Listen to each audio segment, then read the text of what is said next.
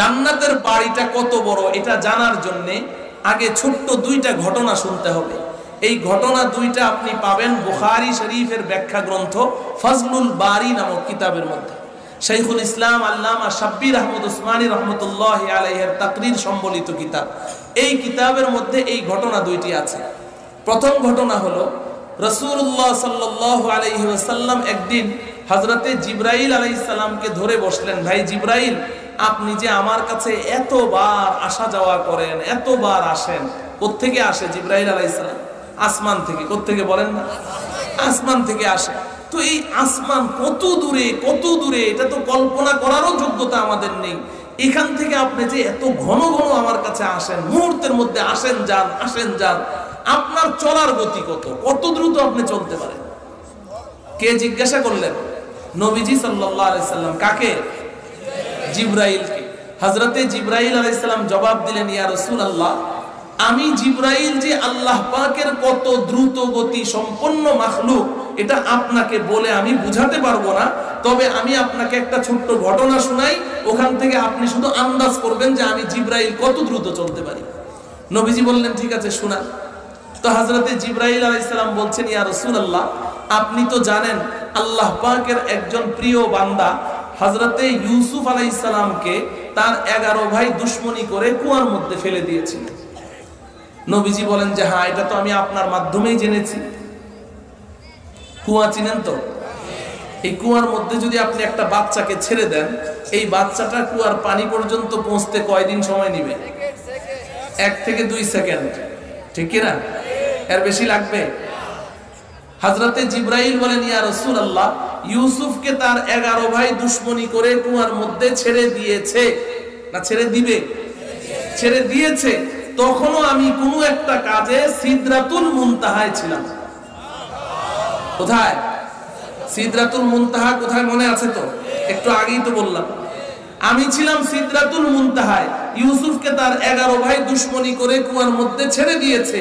ছেড়ে দেওয়ার পরে আল্লাহ রাব্বুল আলামিন আমাকে বললেন, জিবরাইল, আমার বন্ধু ইউসুফকে তার 11 ভাই দুশমনি করে কুয়ার মধ্যে ছেড়ে দিয়েছে, আমি আল্লাহ চাই আমার বন্ধু ইউসুফের পা যেন কুয়ার পানিতে স্পর্শ না করে। ইয়া রাসূলুল্লাহ, আমি নির্দেশটা পেলাম ইউসুফকে ছেড়ে দেওয়ার পরে, ছিলাম সিদরাতুল মুনতাহায়।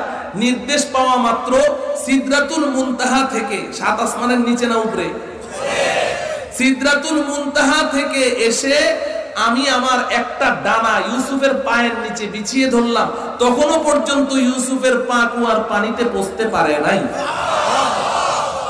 অতএব আপনি এবার বুঝে দেখুন যে আমি কত দ্রুত চলতে পারি। নবীজি বললেন যে হ্যাঁ, বুঝলাম। এবার নবীজি হযরতে জিবরাইল আলাইহিস সালামকে আরেকটা প্রশ্ন করলেন, জিবরাইল, আপনি যে আমার সাথে এতবার দেখা সাক্ষাৎ করলেন, আসলেন গেলেন, আপনি তো সব সময় খালি মানুষের রূপ ধরে আসেন। নবীজির কাছে জিবরাইল আসতেন কার রূপ ধরে? নবীজির একজন প্রিয় সাহাবী হযরতে দাহিয়াতুল কালবি রাদিয়াল্লাহু তাআলা আনহু, তার রূপ ধরে বেশি আসতেন। অনেক সময় অপরিচিত মানুষের রূপ ধরেও আসতেন। নবীজি বললেন, জিবরাইল, আজকে আমি আপনাকে মানুষের রূপে দেখতে চাই না, আপনার আসল রূপে আমি দেখব এবং মাথা থেকে পা পর্যন্ত পুরাটা একসাথে দেখব। হযরতে জিবরাইল বলেন, ইয়া রাসূলুল্লাহ, এই দুনিয়াতে বসে আপনি আমাকে মাথা থেকে পা পর্যন্ত পুরাটা আসল রূপে দেখবেন, এটা যে সম্ভব না।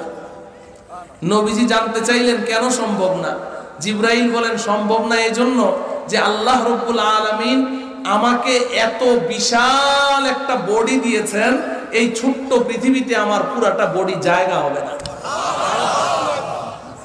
আমার বডি এখানে জায়গা হবে না, আমি কি করে আপনাকে দেখাবো? তবে আপনি যেহেতু দেখতে চেয়েছেন, অতএব আপনি একটু আসমানের দিকে তাকান। নবীজিকে আসমানের দিকে তাকানোর অনুরোধ করে জিবরাইল আমিন চলে গেলেন। কিছুক্ষণ পর এসে বললেন, ইয়া রাসূলুল্লাহ, কি দেখলেন? নবীজি বলেন যে না, তেমন কিছুই তো দেখিনি। কিছুই দেখেননি? হ্যাঁ, এতটুকু দেখেছি, আসমানটা একেবারে সাদা ছিল, ফর্সা ছিল। হঠাৎ করে দেখলাম অন্ধকার হয়ে গেছে, কালো হয়ে গেছে। এখন তো দেখছি যে আবার আগের মতো ফর্সাই আছে। হযরতে জিবরাইল বলেন, ইয়া রাসূলুল্লাহ, আকাশ তো অন্ধকার হয়নি, যেমনটি ছিল তেমনটি আছে। আমি আপনাকে একটু ধারণা দেওয়ার জন্য আমার একটা ডানা দিয়ে পুরাটা আসমান একটু ঢেকে ধরেছিলাম। কয়টা ডানা দিয়ে? ইয়া রাসূলুল্লাহ, আমার এক ডানা দিয়ে পুরা আসমান ঢাকা যায়, এরকম ডানা আমার বডিতে একটি দুটি নয়। বুখারী শরীফের প্রথম পৃষ্ঠার হাসিয়ার মধ্যে আল্লামা কাস্তাল্লানী রাহমাতুল্লাহি আলাইহি বা হাওয়ালায়ে আহাদিস তিনি লিখেছেন, ওয়ালাহু সিত্তু মিআতি জানাহাতিন। ইয়া রাসূলুল্লাহ, আমার এক ডানা দিয়ে পুরা আসমান ঢাকা যায়, এরকম ডানা আমার বডিতে আল্লাহ পাক একসাথে 600 ডানা ফিট করে রেখেছেন। তাইলে যেই বডির মধ্যে এত বিশাল বিশাল 600 ডানা ফিট করা, এই বডিটা কি এই পৃথিবীতে জায়গা হবে? এই দুইটা ঘটনা আপনাদের সামনে পেশ করলাম কি জন্য? জান্নাত কত বড় বোঝানোর জন্য।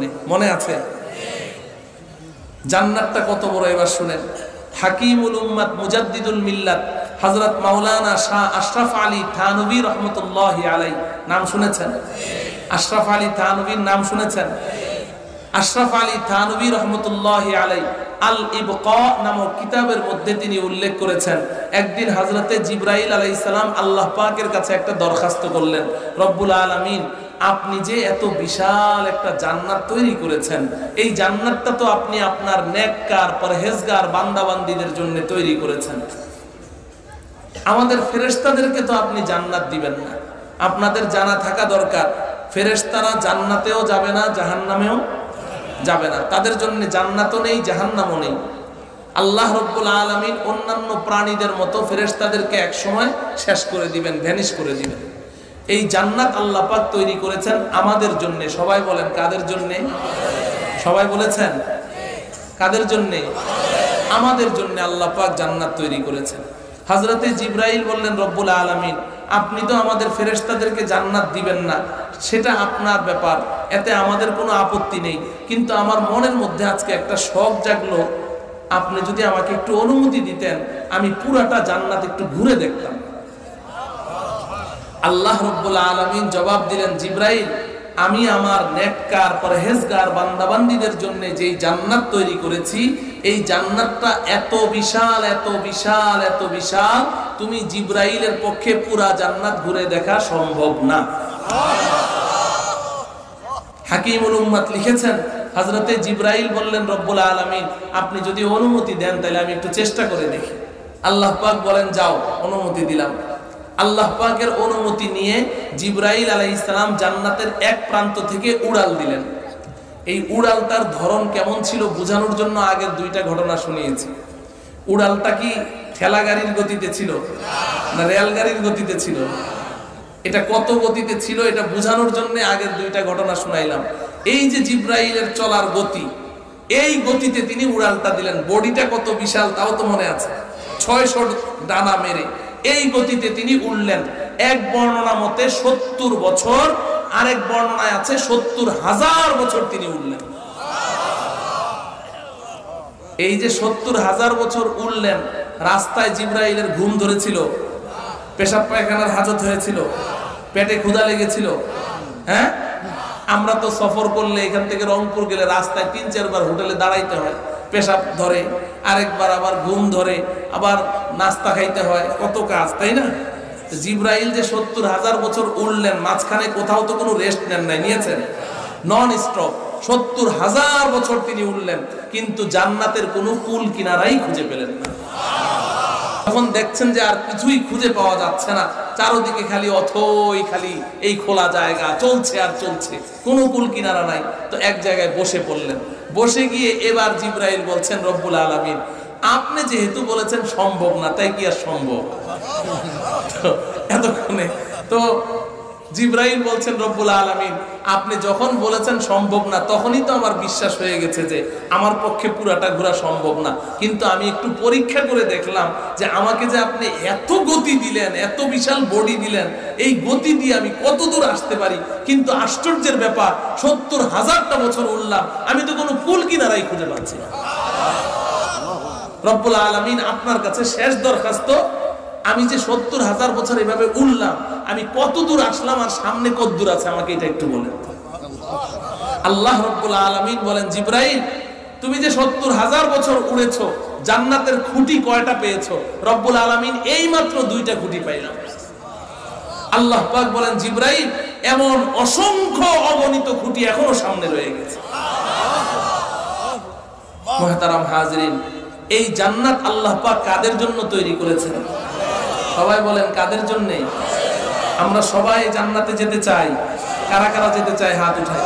আল্লাহ রাব্বুল আলামিন আমাদের সকলকে আমাদের আসল বাড়ি, আসল ঠিকানা, আমাদের বাপ দাদার ভিটা বাড়ি, পৈতৃক সম্পত্তি জান্নাতের মালিক হওয়ার তৌফিক দান করুন।